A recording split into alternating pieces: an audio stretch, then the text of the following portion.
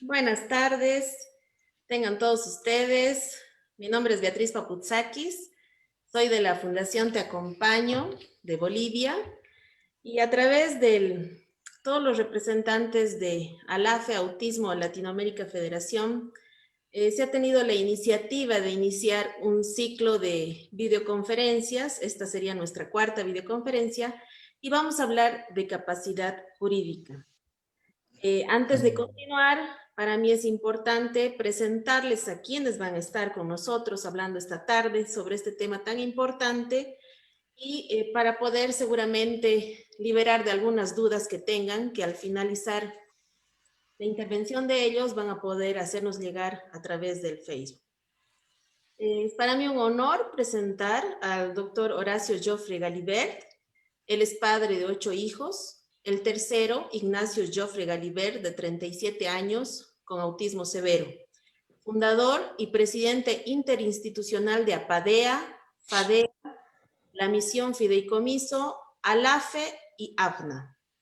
Es graduado en Derecho en la Universidad Católica Argentina, abogado UCA, con posgrados y especialización en Derecho Societario y ONG, maestría en Cooperación Internacional UNSAM, diplomado en Responsabilidad Social Empresarial en Organizaciones, docente en la Universidad de Buenos Aires UBA y la Universidad de San Isidro, titular del Comité Asesor de la Agencia Nacional de Discapacidad y miembro titular del Consejo Consultivo Honorario de Salud Mental y Adicciones. Es invitado permanente por universidades nacionales y extranjeras en cátedras de Derecho, entidades civiles, discapacidad y autismo. Bienvenido, Horacio Joffre Galibert. Muchas gracias, Beatriz. Muchísimas gracias. Aquí estamos. También para mí es un honor presentar a la doctora María del Carmen Mulé, Marita, como le dicen de cariño. Ella es abogada y licenciada en psicología, es miembro del equipo de legales de APADEA a cargo del servicio jurídico gratuito para padres y familias, miembro suplente del Consejo Consultivo Honorario de Salud Mental y Adicciones y en la Comisión de Derechos Humanos, miembro titular de la Comisión de Discapacidad del Colegio Público de Abogados de Capital Federal, perito psicólogo oficial, perito de parte, psicóloga forense. Tiene capacitación y participación activa en talleres, cursos, seminarios y congresos sobre discapacidad, derechos humanos y vida independiente. Bienvenida, Marita. Muchas gracias, Beatriz. Un gusto estar en este espacio. Bueno, habiéndolos presentado, es para mí importante decir cómo ha surgido el tema de las videoconferencias. Hace unos meses, en el mes de julio para ser exacta, se ha realizado el primer encuentro virtual latinoamericano de padres y gracias a ese encuentro donde hemos tenido una masiva participación, pues nos han pedido como una de las cosas que por ahí no se han tocado o no se ha profundizado en el tema a través de la capacidad jurídica. Para nosotros, por eso es importante realizar esta videoconferencia y vamos a tratar de hacer un conversatorio donde les voy a hacer algunas consultas, algunas preguntas, podamos responder y al finalizar esta intervención pues van a haber consultas del público. No dando más que decir, nos vamos a basar también principalmente en la Convención sobre Derechos de las Personas con Discapacidad, porque sabemos que los distintos países que por ahí nos están viendo tienen diferente normativa jurídica, legal, leyes en cuanto al apoyo, protección a las personas con discapacidad. Entonces, para hacerlo una intervención más general es de que vamos a basarnos en algo que ya se ha constituido en el año 2014 y que los Estados miembros pues están en la obligación de hacer cumplir. Bueno, iniciando la entrevista, quería que pudieran ustedes explicarnos de qué se trata el igual reconocimiento como persona ante la ley y la capacidad jurídica. Bueno, correspondería a Marita, pero no, yo hago un poco la introducción y ella es la técnica que está todos los días con los papás y respondiendo esto. En realidad la convención que se fue introduciendo en los ordenamientos jurídicos de todos los países que la fueron ratificando, en el caso de la Argentina, fue en el 2008, por la ley 26378, que son dos articulitos, simplemente se incorporó y luego empezó con una mayoría en el Congreso que era supralegal, de acuerdo a la clasificación y la prelación de las leyes en la Argentina, y terminó siendo, bueno, con rango constitucional como prevé nuestro ordenamiento jurídico, nuestra Constitución Nacional, de tal manera que ingresa y como fue esto durante este siglo, para nuestra legislación en los anales de la Argentina, es el primer tratado de derecho humano que está incorporado a nuestro país. Esto, la capacidad jurídica, tenemos que explicar qué es la convención un poquito. La convención son 50 articulitos, ¿sí? Los primeros importantes son los 30, 33, que es hasta el mecanismo del observatorio, de la supervisión que se cumpla. Y el artículo 12 es el epicentro de este ordenamiento y es la máxima conquista planetaria respecto a reconocer a la persona justamente este derecho o este rango o esta jerarquía, igual reconocimiento como persona ante la ley. Y esto está basado, ¿qué es esto del reconocimiento de la persona ante la ley?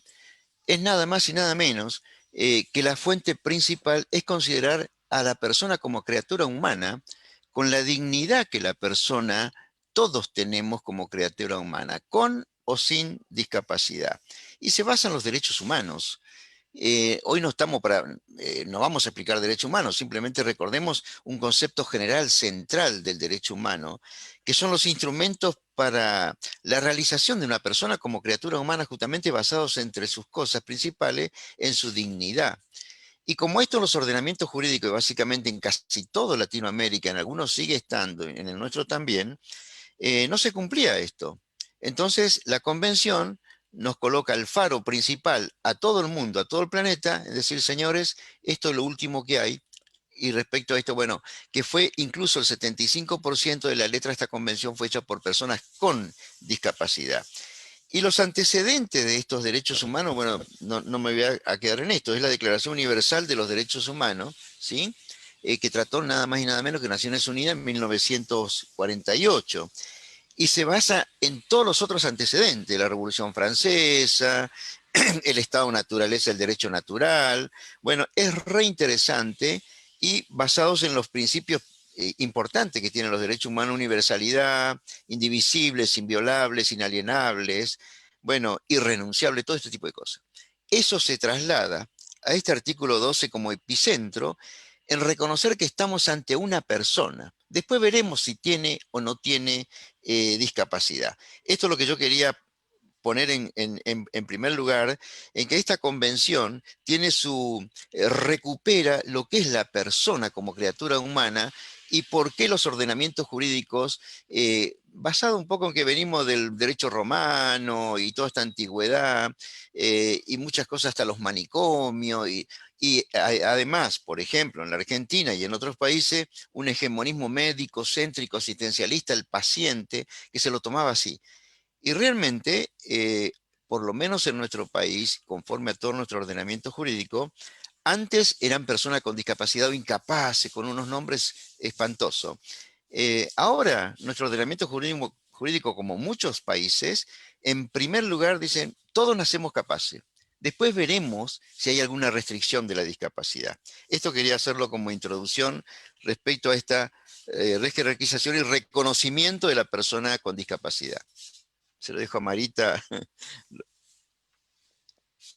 Cuando hablamos de capacidad jurídica, nos referimos a ser titulares de derechos. Donde se transgrede esto es en el ejercicio de los derechos. Y hay determinadas restricciones, por eso no están las legislaciones de la región, inclusive internacionales, acorde a las obligaciones y deberes que deben cumplir los estados parte. En ese sentido, el ejercicio de derechos debe ser pleno, como indica el doctor Joffre, para que la persona tenga acceso a todos los derechos, no solo civiles, sino políticos, culturales, sociales. Es el reconocimiento de todas las personas con aquello que llamamos personalidad, que no tienen que tener ningún menoscabo con respecto al resto de la población. Y es por eso que la Convención Internacional, en su artículo 12, cuando habla de la igualdad ante la ley y ese principio básico general, nos marca que los derechos de las personas a la libertad y a su dignidad tienen que estar sostenidos y acompañados y ayudados por un sistema de apoyo.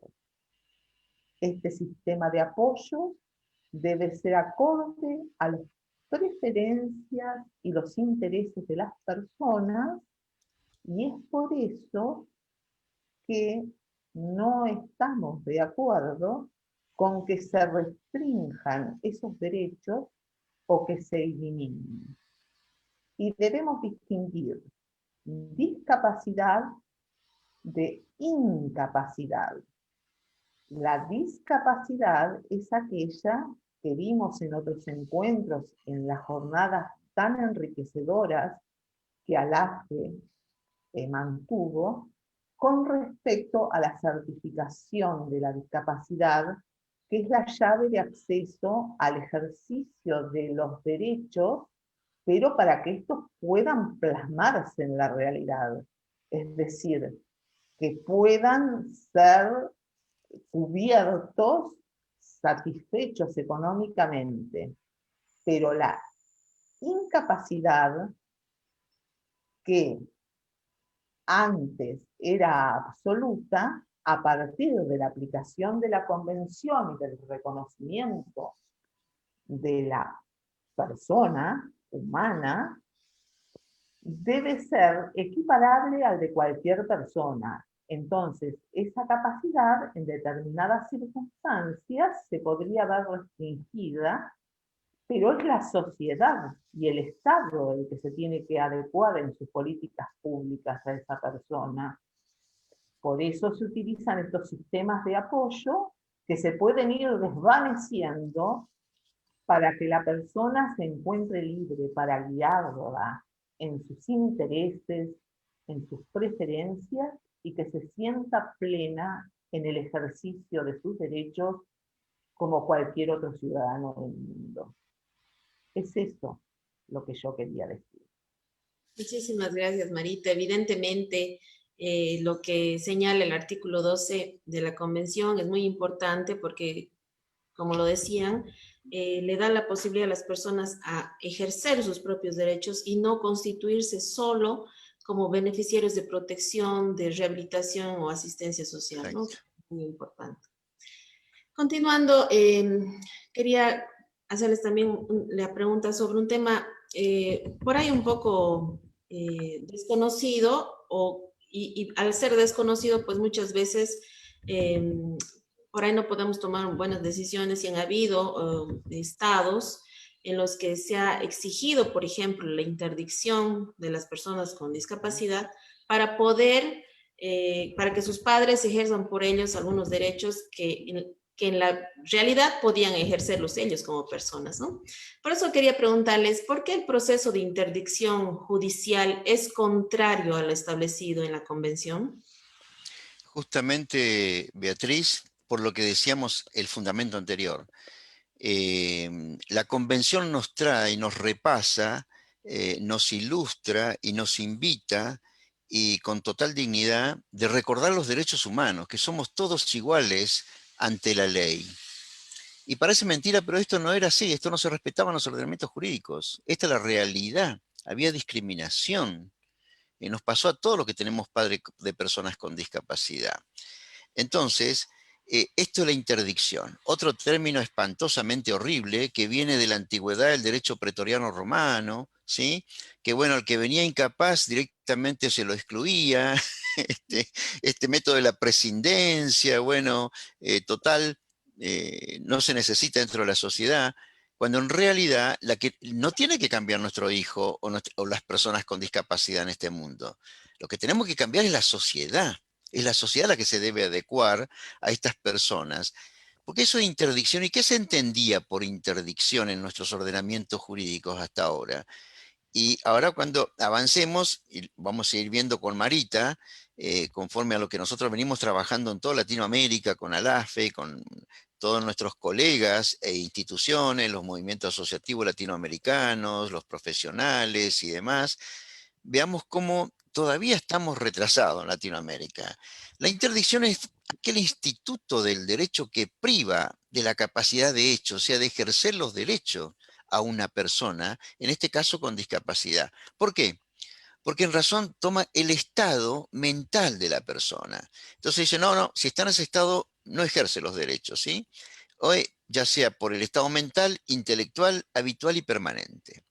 Entonces, destrabar esta cosa de la interdicción es realmente una cuestión terrible para las personas con discapacidad, para sus familiares y todo lo que significa esto. Además, esto significa que no dejarla pensar a la persona con discapacidad.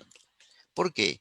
Porque se le pone el sustituto, directamente el curador o la figura que sea, ¿sí? Y la persona con discapacidad es como una cosa, simplemente. Tiene que obedecer. Bueno, hay que hacer esto y se piensa por ella. Entonces la pregunta es, ¿le estamos preguntando, le hemos preguntado en todos estos siglos a las personas con discapacidad qué piensan ella de lo que pensamos nosotros acerca de ello? Y la verdad que sería maravilloso saber eso, ¿no? Entonces, bueno, esto es la cuestión que se nos plantea en relación a esta pregunta, ¿no? La interdicción judicial. Y claro que es contrario totalmente a la convención. La convención no quiere esto. La convención quiere, de alguna manera, cambiar totalmente, ¿sí? Permutar esta cuestión y empezar a pensar que las personas hay que respetar lo que la persona quiere y las preferencias que tiene y decidir por sí misma en la medida en que se puede. Mi hijo Ignacio, por ejemplo, una persona con autismo de 37 años, ¿sí? Con trastornos asociados, nunca habló, bueno, una persona que necesita un acompañamiento profesional, afectivo, las 24 horas prácticamente, salvo cuando duerme. Yo aprendí y le debo, Beatriz, y a los papás, le hablo a los que nos están escuchando, los profesionales, y le debo un poco al concepto de la convención. Yo, a los años que tengo, nosotros como papá muchas veces le ponemos límite a nuestros hijos. No, total, para trabajar, si él no puede trabajar. Y bueno, porque nunca lo pensamos si él puede trabajar. No puede hacer tal cosa. Nosotros mismos le ponemos el techo. Yo aprendí y agradezco a la convención, a la vida, en que lo conozco un poco más a mi hijo. Entonces ahora yo hablo con Ignacio. Esto es en los últimos 10 años. Hablo y le pregunto, antes yo nunca le preguntaba, total Nacho no sabe, total no puede, ¿sí? No entiende. Y aprendí a hablarle, decirle, Nacho, viene una persona, Ignacio, voy a viajar.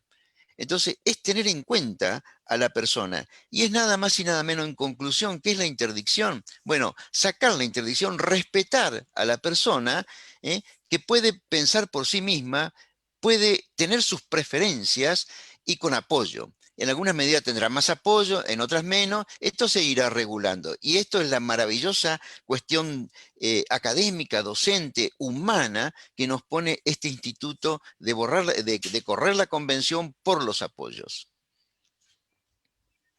Muchas gracias. Marita.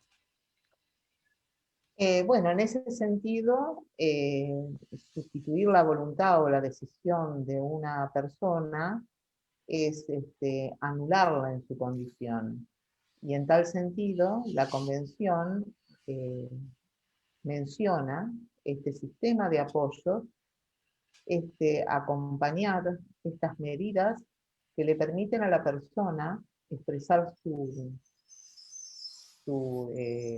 decisiones, expresar su voluntad, elegir libremente. Para eso tiene que existir un andamiaje de políticas públicas que, más allá de que los estados adhieran a la convención y que de derecho positivo de cada país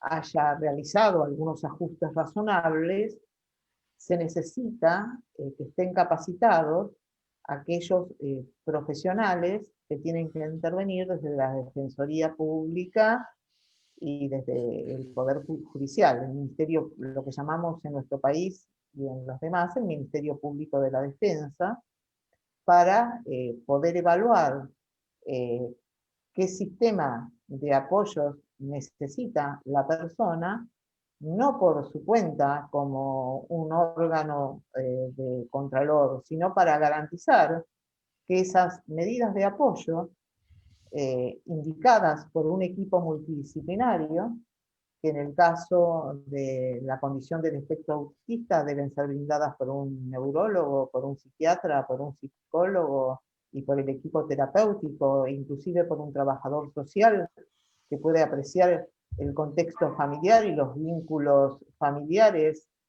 eh, siendo los padres el primer apoyo, la familia extensa, los vecinos, los amigos, y tratar de buscar medios alternativos de comunicación para que la persona con discapacidad pueda entender, es decir, que surgir un inconveniente que implique eh,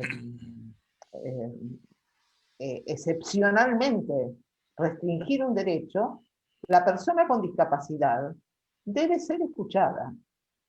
Y si esa persona no tiene lenguaje, o si esa persona no puede expresarse de una manera convencional, hay medios alternativos de comunicación que están dispuestos, pero para eso hay que sostenerlos y capacitar a los peritos que intervienen en estos procesos facilitadores para que las personas con discapacidad puedan expresar sus decisiones.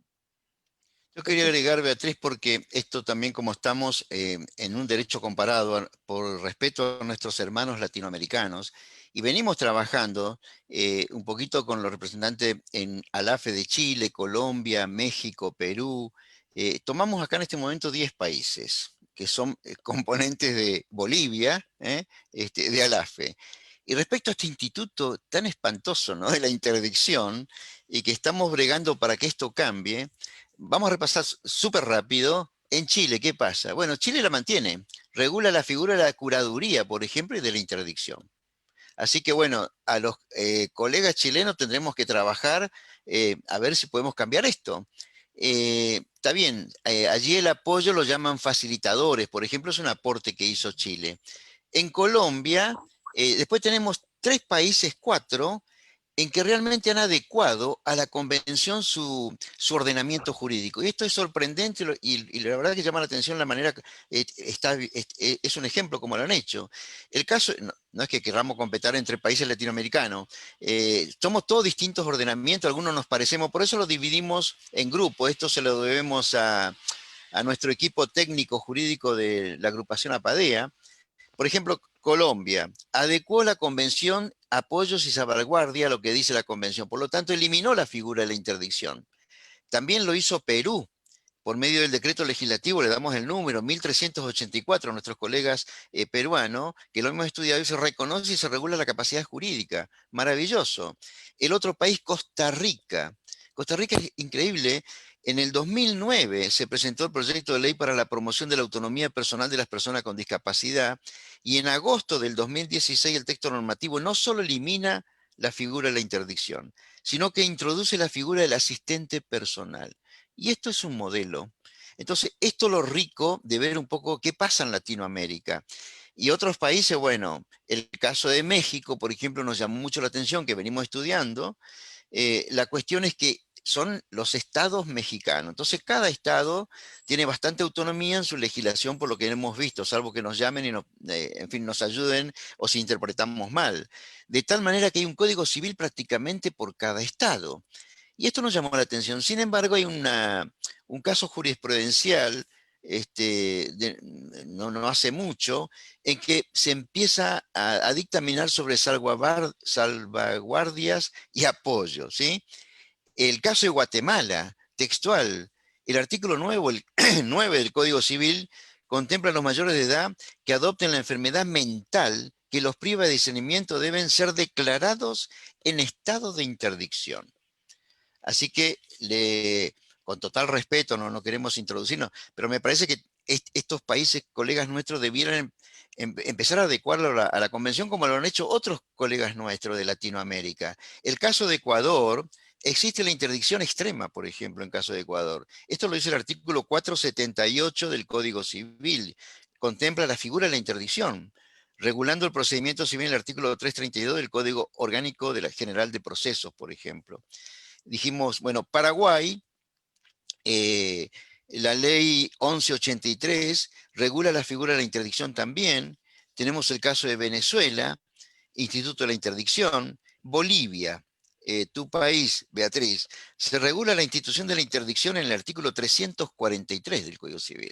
Entonces, bueno, y Uruguay tiene un sistema bastante, nos llamó la atención cuando lo estudió el equipo nuestro, porque en realidad tiene como un mix, pero también no es de los que, digamos, por eso distinguimos a Colombia, a Perú, incluso Argentina y Costa Rica la han eliminado directamente. Argentina tiene un sistema que, si bien antes era el curador, etcétera, que Marita lo hace constantemente con los papás, pero todavía nosotros hemos recibido algunas observaciones del Comité de Seguimiento de la Convención a la legislación argentina, que le ha mandado, después del informe país, cada país manda cómo se está cumpliendo la convención. Allá hay un comité, el comité revisa y dice, bueno, señores, Argentina, ustedes tendrían que cambiar acá, y nos dice, por ejemplo, la observación del 2012, perdón, después de aprobar, sí, justamente desde septiembre del 2012, que la preocupación en la armonización de la convención, dice, con el ordenamiento jurídico nacional argentino, persisten importantes inconsistencias. Y aquí hicimos jornadas y jornadas para ver cuáles eran las inconsistencias. Y el país empezó a contestar. Sin embargo, no tenemos todavía, por lo menos hasta el día, no sé, hay alguien que nos puede informar, nos va a ayudar. Nuestro Código Civil cambió en el 2015 y se puso, digamos, en vigencia a partir del 1 de agosto del 2015. Todavía no recibimos ahí todavía objeciones, observaciones o recomendaciones, creemos, no tenemos hasta acá la información, por ahí hay una información más reciente.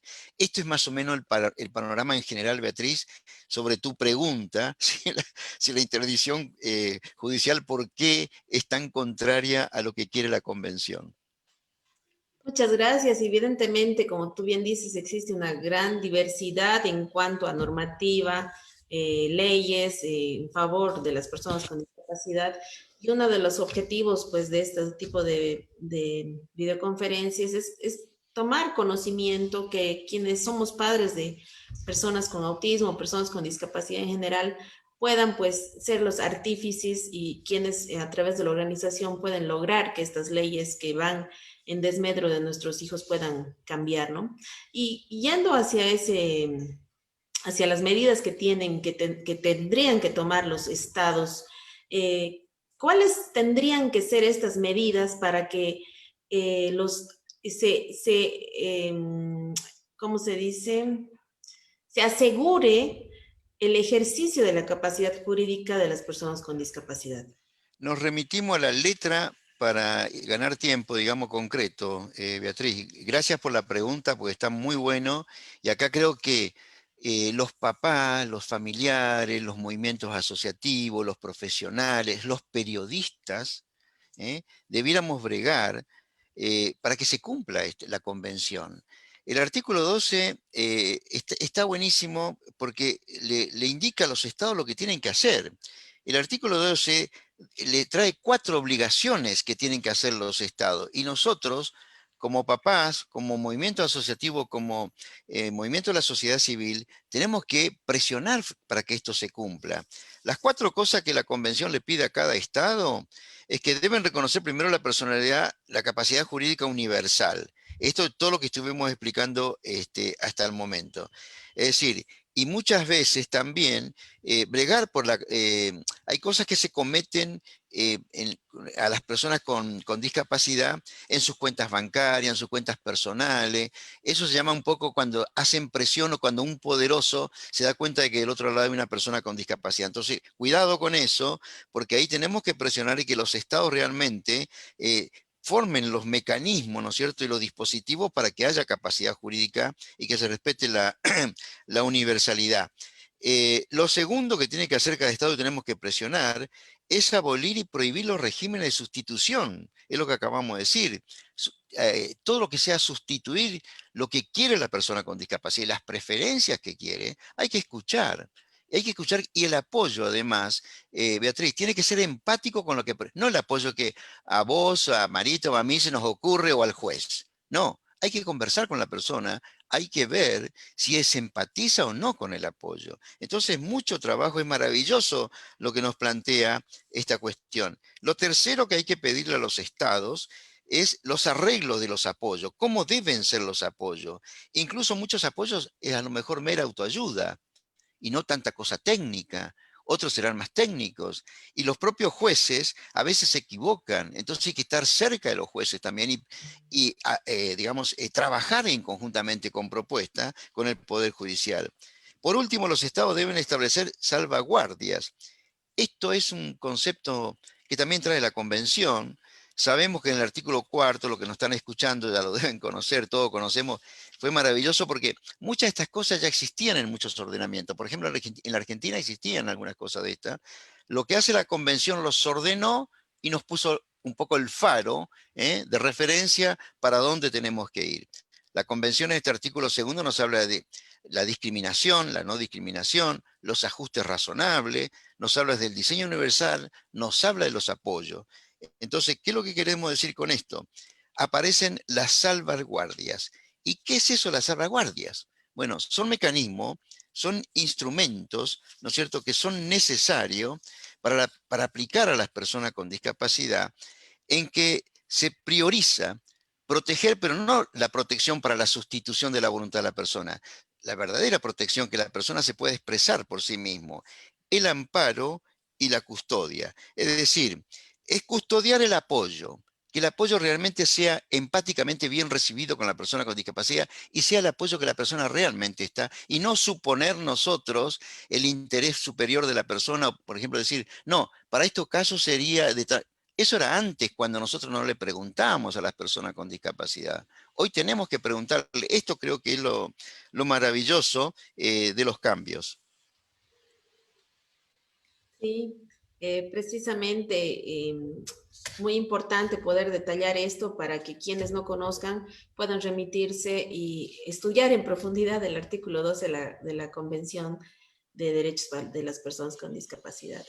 También como hablábamos que existen medidas y, para poder que los estados puedan asegurar este ejercicio, también suponemos que existen barreras, porque inclusive el concepto de discapacidad también no es solo una limitación, ya sea física, auditiva o cognitiva, por decirlo así, sino también es el del entorno, que antes no se consideraba que a través de tal vez de algunos apoyos técnicos o ajustes razonables, pues la persona puede desarrollar su actividad en mejores condiciones y no sentir que tiene un grado, digamos, de discapacidad mayor al que realmente podría tener después de tener estos ajustes, ¿no? Entonces, esto es importante también recalcarlo.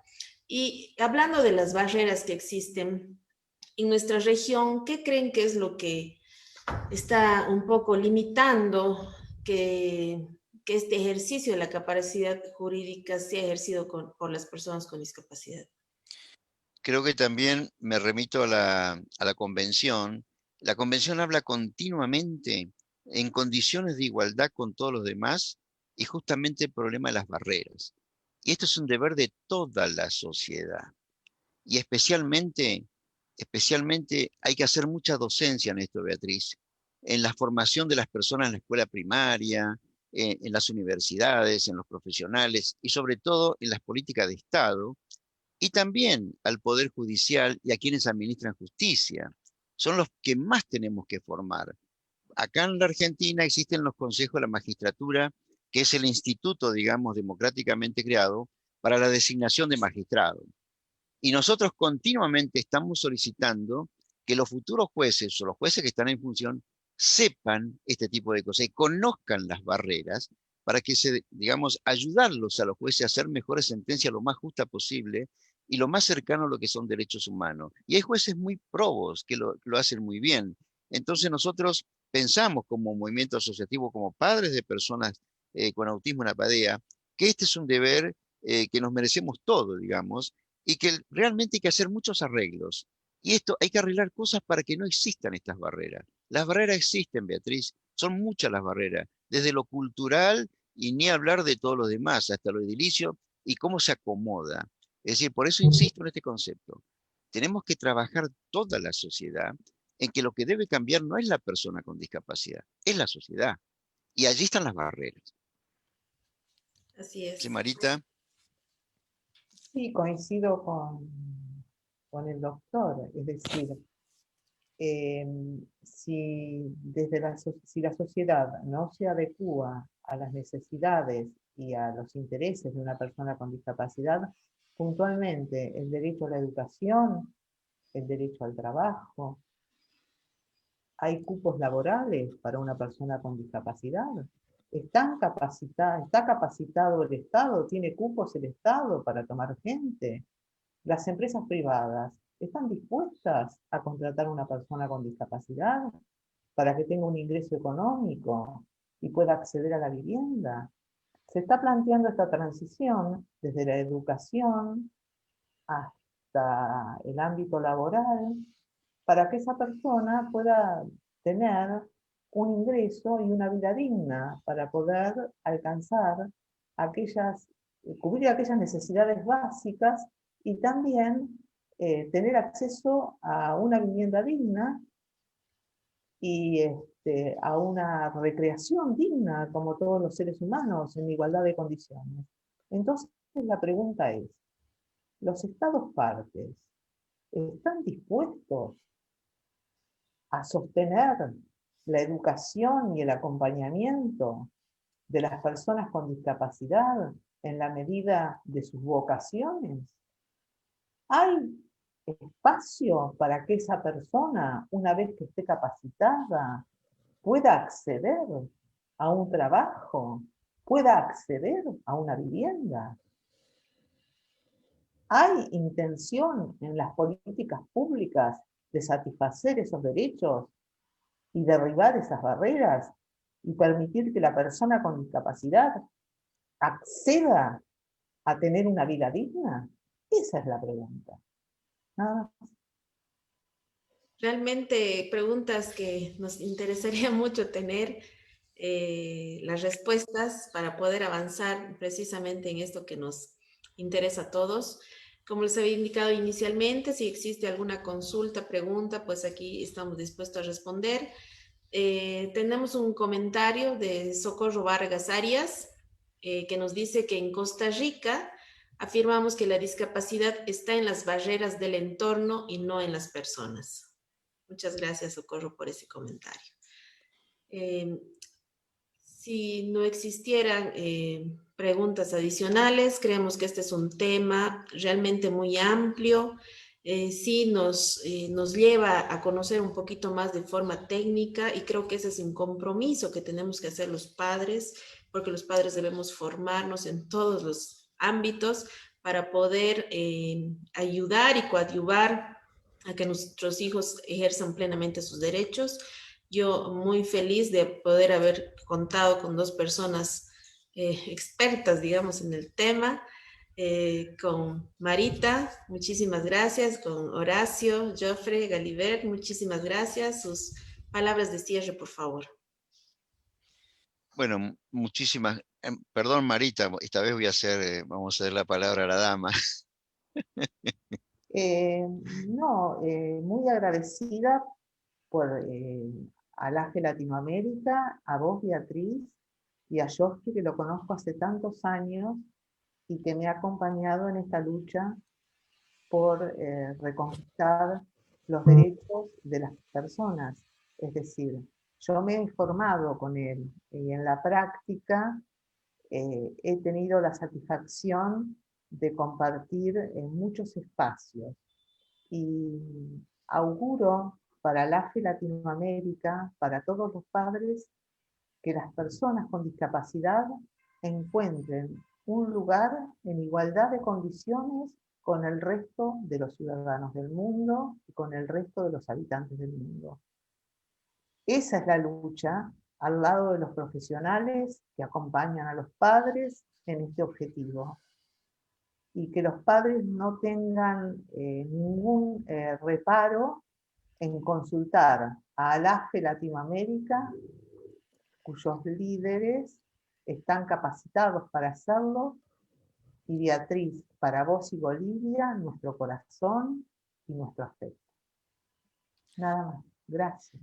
Qué lindo, Marita.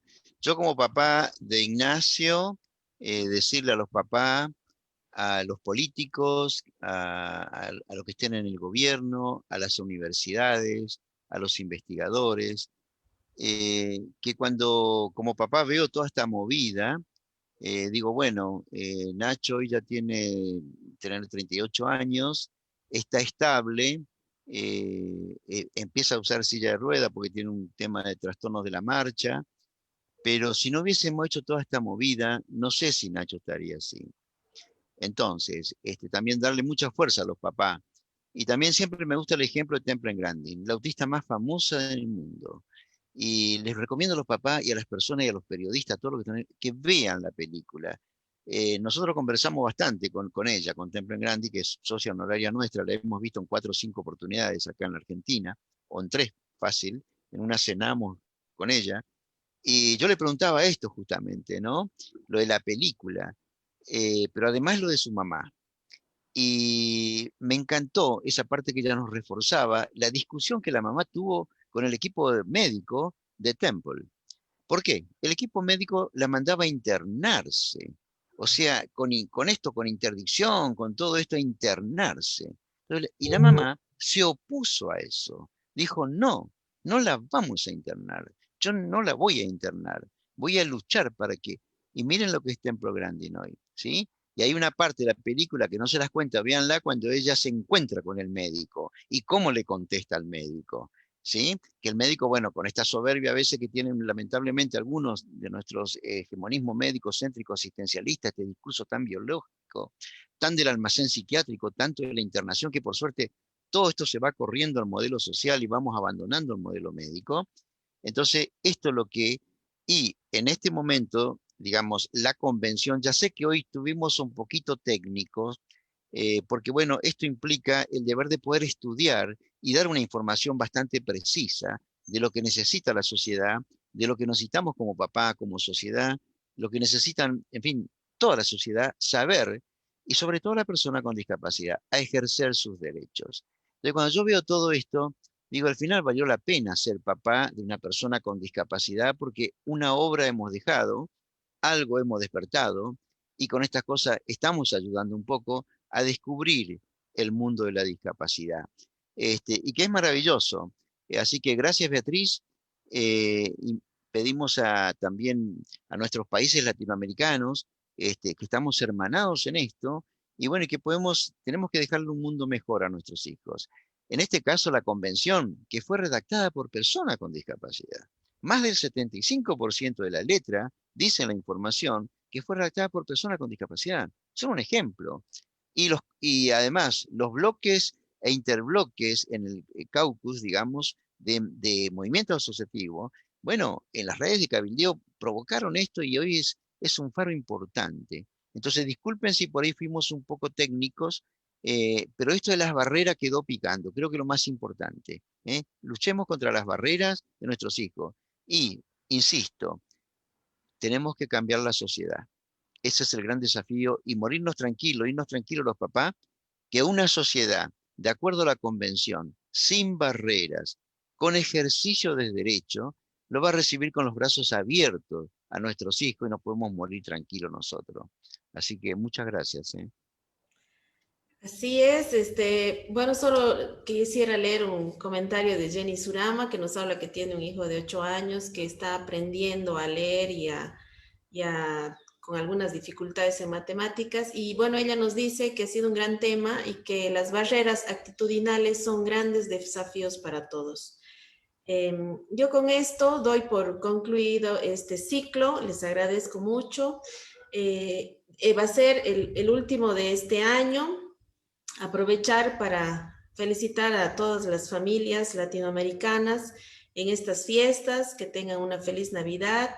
Esperemos también y tener la empatía de nuestro entorno para evitar usar la mayor cantidad de pirotecnia, porque la pirotecnia es una de las cosas que más afecta a nuestros hijos con autismo. Y bueno, que tengan un feliz año. Yo me despido muy contenta de haber compartido con ustedes esta tarde. Muchas gracias.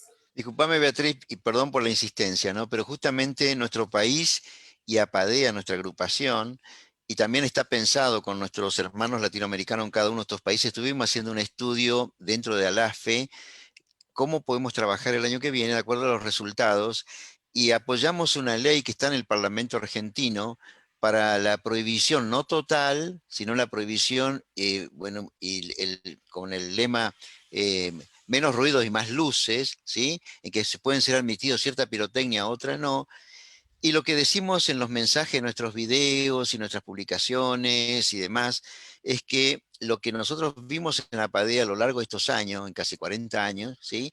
Que una parte de la sociedad se prepara para festejar y vos salís al balcón de una ciudad como Buenos Aires y es lo más parecido a una guerra lo que se ve. Y otra parte de la sociedad, donde estamos las personas de este colectivo nuestro y personas con autismo, nos preparamos para sufrir. No todos, porque hay autistas también, hay personas con autismo que les gusta la pirotecnia, pero la mayoría que tenemos registrado, por lo menos en la PADEA, bueno, nos preparamos a ver cómo vamos a cerrar las ventanas, las puertas, tenemos que decirle que no vengan a los parientes porque se esconden bajo la mesa los chicos con las personas con autismo y los animalitos. De tal manera que también esta concientización del el daño que causa la pirotecnia. Entonces, para muchas familias como las nuestras, es esperar las fiestas, digamos, para ver que pasen lo más rápido posible, porque el sufrimiento es terrible para toda la familia. Y ponerle el casco, taparle los oídos, bueno, preparar todo esto. Así que pensemos en esto, un buen brindis navideño, que en la Nochebuena nos acordemos, bueno, de estos ciclos, sobre todo los papás de personas con discapacidad, las personas con discapacidad, realmente un buen brindis en la Nochebuena, la noche de la esperanza, la noche de la concordia, la noche de las noches, y que realmente el año que viene, que es el año calendario, que es el signo de la esperanza, entre esas cosas que termine la pandemia y que realmente podamos avanzar con lo que hoy vimos acá en la convención y seguir trabajando juntos. Muchas gracias, Beatriz. Gracias a ambos.